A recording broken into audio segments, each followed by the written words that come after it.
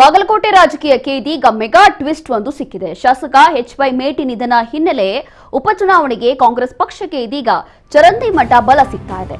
ಚರಂತಿಮಠ ಕುಟುಂಬದಲ್ಲಿ ದಾಯಾದಿ ಕಲಹ, ಕಾಂಗ್ರೆಸ್ಗೆ ಜಂಪ್ ಆಗಿರುವಂತಹ ವೀರಣ್ಣ ಚರಂತಿಮಠ ಬ್ರದರ್ಸ್. ಕಾಂಗ್ರೆಸ್ ಸೇರಿರುವ ಮಲ್ಲಿಕಾರ್ಜುನ್ ಚರಂತಿಮಠ 10,000 ವೋಟ್ ಗಳಿಸಿ ವೀರಣ್ಣನ ಸೋಲಿಸಿದಂತಹ ಬ್ರದರ್ಸ್ ಇವರು. ಈಗ ಕಾಂಗ್ರೆಸ್ ಸೇರಿರುವಂತಹ ಮಲ್ಲಿಕಾರ್ಜುನ್ ಚರಂತಿಮಠ ಈ ಬೆಳವಣಿಗೆ ಕಂಡು ವೀರಣ್ಣ ಚರಂತಿಮಠಗೆ ಭಾರೀ ತಲೆನೋವಾಗಿದೆ. ಈಗ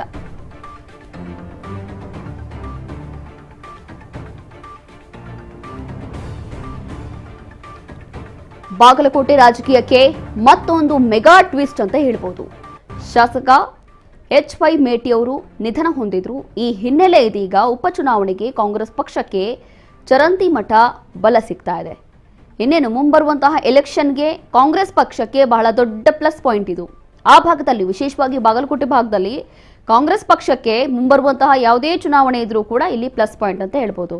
ಕಾರಣ ಇಲ್ಲಿ ಕಾಂಗ್ರೆಸ್ಗೆ ಜಂಪ್ ಆಗಿರುವಂತಹ ವೀರಣ್ಣ ಚರಂತಿಮಠ ಬ್ರದರ್ಸು, ಕಾಂಗ್ರೆಸ್ ಸೇರಿರುವಂತಹ ಮಲ್ಲಿಕಾರ್ಜುನ್ ಚರಂತಿಮಠ 10,000 ವೋಟ್ಗಳನ್ನು ಗಳಿಸಿ ವೀರಣ್ಣನ ಸೋಲಿಸಿದಂತಹ ಬ್ರದರು.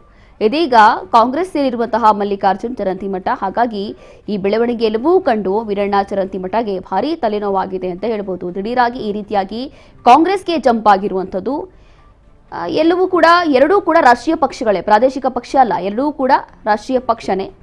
ಆದರೂ ಕೂಡ ದಿಢೀರಾಗಿ ಈಗ ಇಷ್ಟೆಲ್ಲ ಆದ ನಂತರ ಚುನಾವಣೆ ಹತ್ರ ಬರ್ತಾ ಇರುವಂತಹ ಸಂದರ್ಭದಲ್ಲಿ ಒಬ್ಬ ಒಳ್ಳೆ ಕ್ಯಾಂಡಿಡೇಟು, ಒಳ್ಳೆಯ ಸ್ಪರ್ಧಿ ಹೋಗಿ ದಿಢೀರಾಗಿ ಬೇರೆ ಪಕ್ಷಕ್ಕೆ ಜಂಪ್ ಆಗ್ತಾರೆ, ಅದರಲ್ಲೂ ಕೂಡ ಕಾಂಗ್ರೆಸ್ ಪಕ್ಷಕ್ಕೆ ಜಂಪ್ ಆಗಿದ್ದಾರೆ ಅಂತಂದ್ರೆ ಒಂದು ರೀತಿಯಾಗಿ ಪ್ಲಸ್ ಪಾಯಿಂಟ್.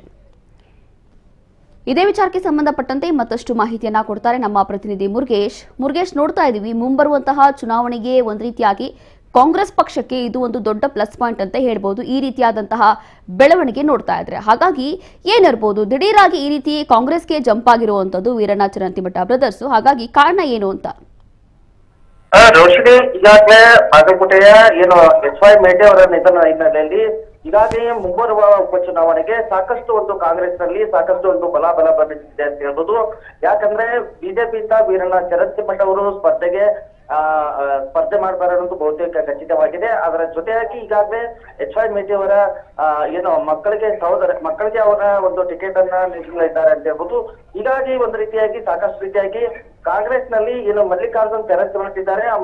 ಮಲ್ಲಿಕಾರ್ಜುನ್ ಚರಂತಿಮಠ ಹೀಗಾಗಿ ದಾಯಾದಿಗಳ ನಡುವೆ ಸಾಕಷ್ಟು ರೀತಿಯಾಗಿ ಅಣ್ಣ ತಮ್ಮಂದರ ನಡುವೆ ಒಂದು ವೈಮನಸ್ಸು ಉಂಟಾಗಿ ಹೀಗಾಗಿ ಮಲ್ಲಿಕಾರ್ಜುನ್ ಚರಂತಿಮಠ ಬಿಜೆಪಿಯ ಅಭ್ಯರ್ಥಿ ಇದ್ದಾರೆ, ಅಭ್ಯರ್ಥಿಯ ತಮ್ಮ ಮಲ್ಲಿಕಾರ್ಜುನ್ ಚರಂತಿಮಠ ಇದ್ದಾರೆ. ಆ ಚರಂತಿಮಠ ಅವರು ಹೀಗಾಗಿ ಕಾಂಗ್ರೆಸ್ ಅನ್ನ ಸೇರ್ಪಡೆ ಆಗಿದ್ದಾರೆ. ಹೀಗಾಗಿ ಒಂದು ರೀತಿಯಾಗಿ ಕಾಂಗ್ರೆಸ್ಗೆ ಒಂದು ಬಲ ಬಂದಂತಾಗಿದೆ ಅಂತ ಹೇಳ್ಬೋದು. ಇದೊಂದು ಬಾಗಲಕೋಟೆಯಲ್ಲಿ ಮೆಗಾ ಟ್ವಿಸ್ಟ್ ಅಂತ ಹೇಳ್ಬೋದು. ಯಾಕಂದ್ರೆ ಕಳೆದ ಬಾರಿಯೂ ಕೂಡ MLA ಎಲೆಕ್ಷನ್ ಅಲ್ಲಿ ಪಕ್ಷೇತರ ಅಭ್ಯರ್ಥಿಯಾಗಿ ಒಂದು ಕಣಕ್ಕೆ ಇಳಿದಿದ್ರು. ಒಂದು 10,000 ಮತಗಳಿಂದ ಪಡೆದುಕೊಂಡು ಒಂದು ರೀತಿಯಾಗಿ ಬಿಜೆಪಿ ಒಂದು ಸೋಲು ಅನುಭವಿಸುವಂತಹ ಪರಿಸ್ಥಿತಿ ಉಂಟಾಯಿತು. ಹೀಗಾಗಿ ಒಂದು 10,000 ಮತಗಳು ಕೂಡ ಈ ಬಾರಿ ಮತ್ತೆ ಕಾಂಗ್ರೆಸ್ಗೆ ಪ್ಲಸ್ ಪಾಯಿಂಟ್ ಆಗುವಂತಹ ಸಾಧ್ಯತೆ ಇದೆ ಅಂತ ಹೇಳ್ಬೋದು. ರೋಷಿನಿ, ಎಸ್, ಥ್ಯಾಂಕ್ ಯು ಮುರುಗೇಶ್ ನಿಮ್ಮೆಲ್ಲ ಮಾಹಿತಿಗಾಗಿ. ನೋಡಿ, ಕಾಂಗ್ರೆಸ್ಗೆ ಸೇರಿರುವಂತಹ ಮಲ್ಲಿಕಾರ್ಜುನ್ ಚರಂತಿಮಠ, ಹಾಗಾಗಿ ಒಂದು ರೀತಿಯಾಗಿ ಮುಂಬರುವಂತಹ ಯಾವುದೇ ಚುನಾವಣೆಗಳು ಇರಲಿ, ಇಲ್ಲಿ ಉಪಚುನಾವಣೆ ಇರಲಿ ಅಥವಾ ಇಲ್ಲಿ ನಮ್ಮ ಬೆಂಗಳೂರಿನಲ್ಲಿ ಆಗುವಂತಹ ಚುನಾವಣೆ ಇರಲಿ, ಯಾವುದೇ ಒಂದು ಚುನಾವಣೆಗೆ